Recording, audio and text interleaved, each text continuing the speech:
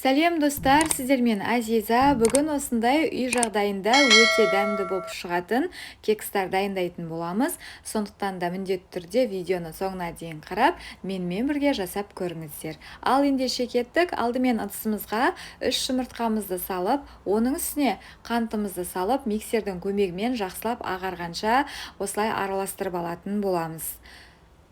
Содан соң оның үстіне сүтімізді құятын боламыз. Сүтіміздің температурасы маңызды емес, және де ерітілген сары майымызды құятын боламыз. Кішкене суытып аламыз сары майымызды, тағы да жақсылап араластырып аламыз. Содан соң оның үстіне 1 шай қасық толтырмай ас содасын саламыз, және де алдын ала електен өткізілген ұнымызды салатын боламыз. Ұнымызды 3 бөлікке салып, жақсылап миксермен шайқап алатын боламыз. Мінекей осындай масса шығуы керек. Енді оны осындай кекстің формаларына салып шығатын боламыз. Мен ең алдымен кекстің формасына 2 ас қасықтан салатын боламын. Осылай барлығына 2 ас қасықтан салып шығатын боламын. Содан соң оның ішіне салмасына вареный сгущенканы пайдаланатын боламын.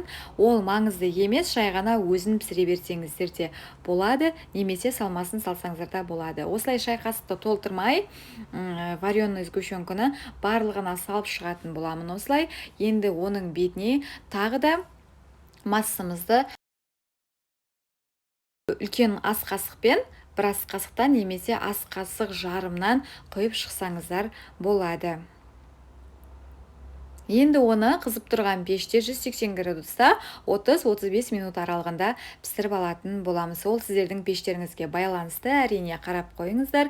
Піскен-піспегендігін таяқ шпажкаларымен қарап алсаңыздар да болады. Сонымен біздің кекстарымыз дайын болды. Видеода көріп тұрғандарыңыздай өте керемет болып шықты. Жасап көріңіздер. Назарларыңызға рахмет. Сау болыңыздар.